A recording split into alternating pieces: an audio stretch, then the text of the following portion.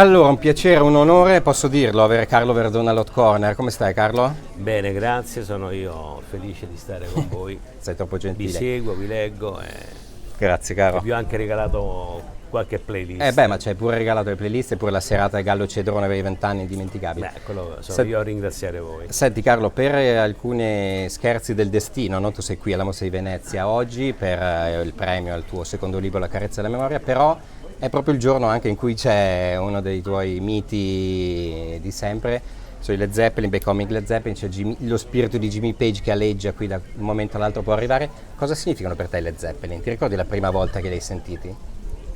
La prima volta che li ho sentiti, allora, io cominciai a conoscere Jimmy Page quando acquistai il primo long play di Joe Cocker.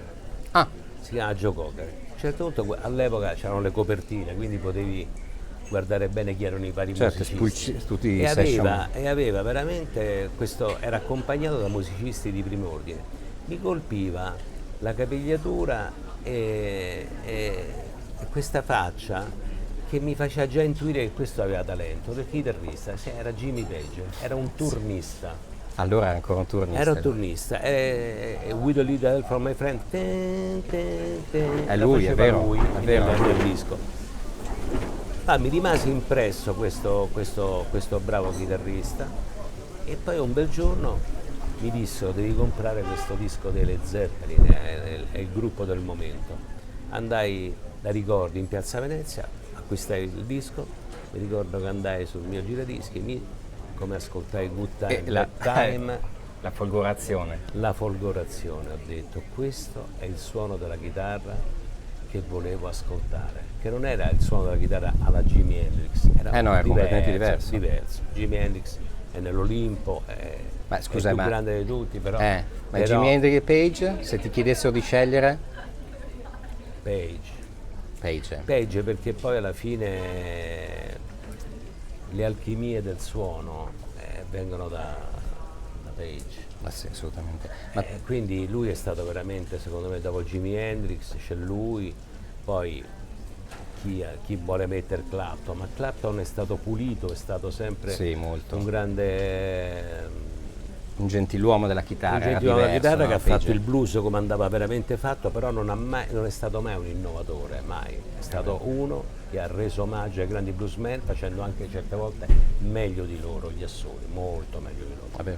Però Page ha inventato proprio, sai, una canzone sì. come Kashmir, soltanto lui la poteva trovare quegli accordi così complessi, così suggestivi. Eh sì, con la musica africana. Tu usi la musica per ispirarti quando scrivi sia i libri che le sceneggiature?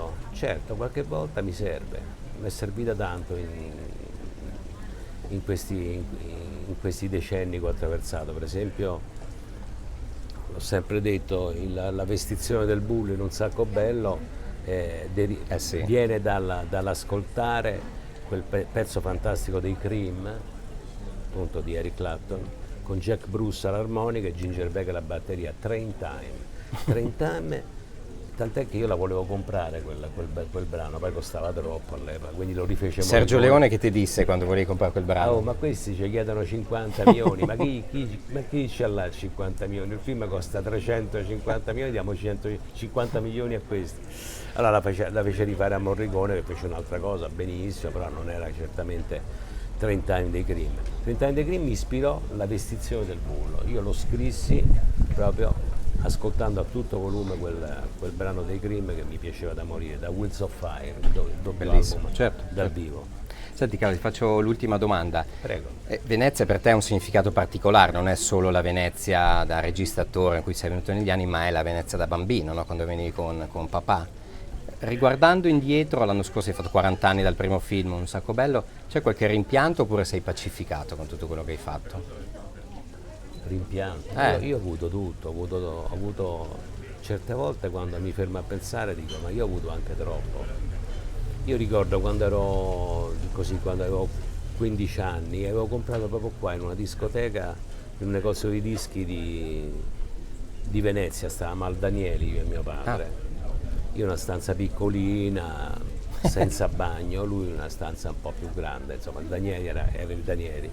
A Venezia comprai Aftermath dei Rolling Stones. E quel giorno papà mi disse: guarda, io ho delle proiezioni, bisogna che oggi pranzi da solo. Dico: vai che avrai il tavolo prenotato. Dico: grazie papà.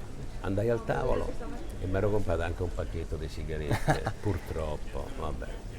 Vabbè. Dicono: prego signore, si accomodi. Quando mi dissero signore, papà mi disse: mettiti sempre la giacca e possibilmente la cravatta. All'epoca si usava così. Sì. Beh, poi Danieli. Allora mi sentivo servito, avevo di fronte a me tutto i palazzi di Venezia, la laguna, le cose. E dicevo: che bello, che sogno, oggi mi ha chiamato signore. E adesso forse posso pure accendere una sigaretta. Allora accesi una sigaretta, devo essere un po' antipatico come un ragazzino che già fuma, non era una cosa bella. Però lui arrivò subito con un portacena, io dissi: grazie. E guardavo Venezia così e mi sentivo così, dico: non mi ricapiterà più. Invece mi è ricapitato per tutta la vita, è stato veramente un sogno che è diventato realtà. E che continua non a ho essere. rimpianti, ho soltanto la coscienza che una buona stella mi ha guidato fino ad oggi, è stato veramente incredibile, non l'avrei mai pensato. Senti, ultima cosa, il disco delle Zeppelin da portare sull'isola deserta, qual è per te? Il 4? Ce ne sono Zoso? tanti. Ce ne sono tanti. Sai che c'è il primo, forse non so se è il migliore, ma è quello dove esce fuori prepotentemente la grande energia e la grande innovazione.